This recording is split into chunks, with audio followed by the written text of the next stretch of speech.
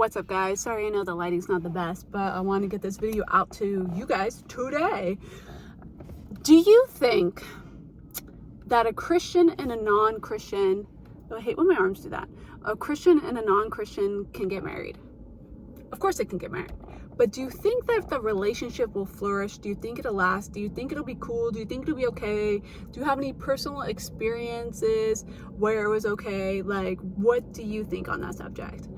And for me, myself, this is a new one for me. I just went to this little like sermon tonight seminar, whatever you want to call it. And this guy was talking on this subject and it really opened up my eyes. Like, I've been wanting to deep dive into this for a good bit because, you know, I'm about a year in and sometimes I sit here and waver. I'm like, yeah, I could be with a non-Christian. That's fine. And I see handsome men that I'm attracted to. And I'm like, okay, he's probably not a Christian. That's fine. But in the grand scheme of things, I want somebody who is going to, man, there's so many things that I want as far as like that a Christian man would, only a Christian man would have, you know what I mean? Qualities that only a Christian man would have.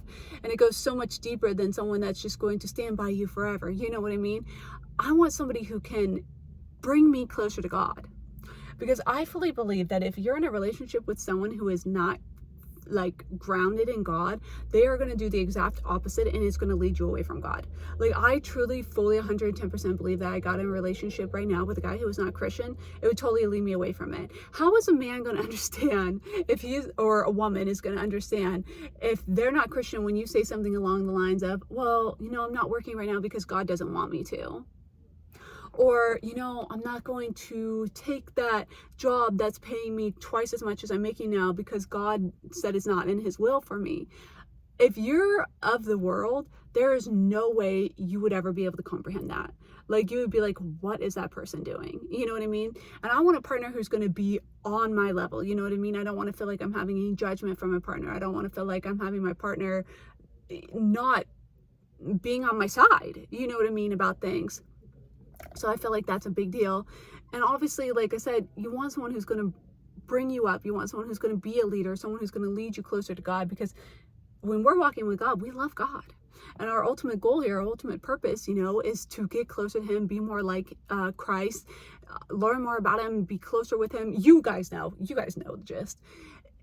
And if I'm not in a relationship with a man who's leading me into that, because men are supposed to be the leaders in the relationship, what is he going to lead me into? The exact opposite. Exactly. He's going to lead me into sin. Well, you know what, Amy, it's not that bad. Like, you want to go out and drink, girl, let's go out and drink this weekend. You know what I mean? Like, as much as I may not want to hear it, like, I want a man who is totally way more yoked than me and is going to, I guess you could say, correct me on the things that I need, that I may falter in, and vice versa. You know, I'm going to do the same for him.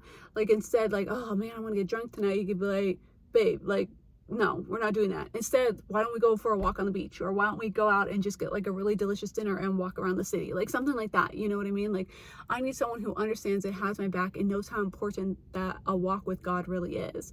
Also, how hard is it when you're going to be in a relationship with someone if they're not really into the church like you are? You know what I mean? Like, so granted, let's say they do go to church with you, but they're not invested in it. They want to leave right away. They begrudgingly get out of bed. They're not actually even taking in the word. I honestly wouldn't even want that. Like, I want a man who's going to church with me. I want a man who's, you know, active in the church. People know him. He's serving. He's doing something along the lines in the church. You know what I mean? Like, I want to be proud when I bring my partner to church, and I'm sure my partner would want to be as well. Like, someone who comes in and be like, wow, that's really a person of God right there. Like, wow, they, you know, like, you can tell they're not just coming to church because it's the right thing to do. And so I felt like this sermon just came literally like at the most perfect timing for me, because I've really been going back and forth with the idea. For some reason, I think that I can be dating somebody of the world, you know, somebody who doesn't follow Christ, doesn't genuinely follow Christ. For some reason, I think I could do that, date someone who is in the world and have it work out. And I think that's a fear in mine, and I'm sure it's a fear of many people's, and I actually know that it is because I've spoken to people, like, you know, my girls and stuff like that. Like, man, as if it wasn't hard enough to find somebody before, now the pool of people, the pool of potential partners, is even more difficult to find. So I go to my first ever Christian singles group tonight, okay? One of my girls, she invited me, and her and I's like our age difference is like a good bit different, okay? So there was a lot more people who were in her age group, in her age range at like this meeting. I think there was like myself and maybe one other person, maybe two other people in their 30s. One guy, he looked like he might have been 28, but everyone else was, I'd say, probably like 50 and up, maybe late 40s and up. So it was that kind of dynamic. And I'm going there, and what it was is like the guy was, like I said, giving the topic about can Christians marry a non-Christian, which was really good. So I liked that. And then we broke off into some groups, and in the groups we were answering questions that were already like set up and stuff like that. And I thought that was really cool too. So this was my first time going to a single Christian group, and man, I don't know how I felt about it. Okay. Like my discernment was kind of like kicking in a little bit. Like at the end, we did this thing where people were asking questions about, you know, relationships and things like that. And I'm thinking to myself, what makes this guy qualified to answer these questions? Like, to my understanding, this guy's not a pastor. He's just a guy who leads the singles group, okay? And I think that's great. I love that because, you know, I'm all about the singles. You know what I mean? Like, this is what I want to do. But he's also not a pastor. So is he qualified enough to even answer these questions? It made me start wondering, like what is going on here? You know what I mean? I don't even know how to explain it. I had a good time though, but I felt uncomfortable. I had two men approach me to talk to me. One came up, introduced himself, and I don't know, something, always trust your gut. You already know that. I just felt like a piece of meat almost out there. You know what I mean? Like, oh, somebody new in the group. Oh, somebody younger than us, you know, something. I don't know. It made me feel a little bit uncomfortable. And maybe that wasn't these men's intentions, but I always trust my gut. I mean, shoot, some guy came all the way from across the room, way many seats over during the middle of the seminar to sit 2 seats over from me. And then kept looking at me during the seminar. I felt so uncomfortable. Me and my friend ended up moving far away from this weirdo. But it's just hard. You know what I mean? It's hard discerning people with good intentions, because just because they claim to be a Christian doesn't mean that they're fully locked in with God. And I feel like that's another thing that we have to look out for when we're going and dating, because yeah, I'm sure some of you guys have dated somebody in the past. Oh yeah, like they claim to be a single, or gosh, they claim to be a Christian, you know, they claim like they go to church every now and again, but they don't actually follow God. And that's the difference there. Like, there's a complete difference, you know, as Christians. Like, it's a big deal to us, you know. We want to walk with God. We want to surrender to God every single day, you know. Like, I don't want to be with some false Christian. I want to be with somebody who's literally surrendering everything to God every single day, because how else is our relationship ever going to work out? You know, I think about sometimes maybe like I can meet someone and then I can somehow, you know, help them find Christ and come to Christ. I don't want to do all that. Like, let God do that. You know what I mean? I feel like we want to take on the control and take on the responsibility of that, but that's not our work to do. That's God's work to do, you know? I mean, yes, we can plant the seed. I 120% believe it. But I'm going to say, as women, and you know how it is in the Bible, the man's supposed to be the leader. He's supposed to lead us and direct us. He's the head of the household.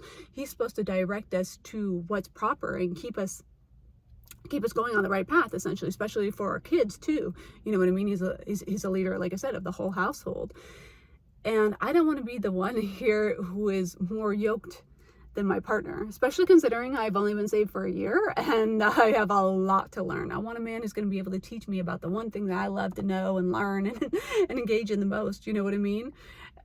And not to say that he can be a newer Christian as well, because I am, but like, I want someone who's 110% in. I want someone that I don't have to take to God. I want someone who's already going to know my standards, especially when we're sitting here talking about waiting till marriage, guys. Like, re-waiting until marriage, like with our next partners and stuff. Like, nobody from the world is going to get that. And nobody, if you're not totally locked in with your faith and walked in with your rock in Christ, you're not going to get that either. Like, you're not going to understand that, especially like we're 30, 40, 50, like, come on, oh, we done it a bunch of times, let's do it again, what's one more time? No, it's like, something we're really trying to be like stern on. And I know that if I had a boyfriend right now and he was trying to lead me into that, I hate to say it, I don't know if I'd be strong enough to stay strong in my celibacy and my abstinence, excuse me. I don't think I could. So that's why I need somebody who is believing the same things that I'm believing in. You know what I mean? Like as far as faith-wise, because this is something that like really, really matters to me. So therefore, the answer to the question, after hearing the sermon, after thinking about it, I truly believe that, well, I know for a fact that a Christian and non-Christian could definitely marry. I mean, you could definitely do it. And there is a possibility that it could work out. I'm never going to say that there never is, you know what I mean? But I feel like there's going to be trials and tribulations. I feel like it might be full of anxiety and strain, potentially. Not all the time, but, you know, a decent amount of time, especially if you're really rooted in God and you want your family in there, you want your kids in there and all the stuff. But I believe that for me, at least, and for a good majority of us, I really feel like we need a partner who's solid in God. A solid Christian, a solid who really walks in it, a solid person who shows up for it. Like I really truly believe that we need that in order for a relationship to work. I mean, shoot, there's enough relationship strains as it is. I don't want to have to deal with with that being one, especially when that's something so important in my life. So that's my answer, and I'd love to hear your guys' take on it, because if you think it's the opposite of me, please let me know. Like totally, like enlighten me. Like I'm all for it. I think just at least for me, like I would need someone who's like serious in their faith. But maybe that's just because I'm so new in my faith that I'm easily turned the other way or something like that. So maybe if I was more advanced in my faith, I would be fine with somebody who wasn't Christian. I don't know though. I don't think for me. But anyways, let me know your guys' thoughts on it. All right, I'm gonna go head home. I love y'all. Bye.